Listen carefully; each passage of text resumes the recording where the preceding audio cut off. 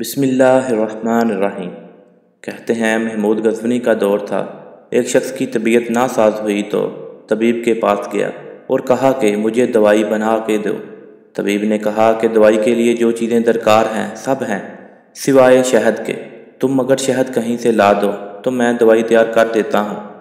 इत्तेफाक से मौसम शहद का नहीं था। इस शख्स ने हकीम से एक डिब्बा लिया और चला गया। लोगों के दरवाजे खटखटाने लगा मगर हर जगह मायूसी हुई। जब मसला हल ना हुआ तो वो महमूद गज़नवी के दरबार में हाज़िर हुआ। कहते हैं वहाँ अय्याज़ ने दरवाज़ा खोला और दस्तक देने वाले की रवादात सुनी। इसने वो छोटी सी डिब्बी दी और कहा कि मुझे इसमें शहद चाहिए। अय्याज़ ने कहा आप तशरीफ़ रखिए, मैं बादशाह से पूछ के बताता हूँ। अय्याज़ वो डिब्बा लेकर बादशाह के सामने हाज़िर हुआ और अर्ज़ की कि बादशाह सलामत, एक साहिल को शहद की ज़रूरत है। बादशाह ने वो डिब्बी ली और साइड में रख दी। अय्याज़ को कहा कि 3 बड़े डब्बे शहद के उठा के इसको दे दिए जाएं। अय्याज़ ने कहा हजूर, इसको तो थोड़ी सी चाहिए, आप 3 डब्बे क्यों दे रहे हैं?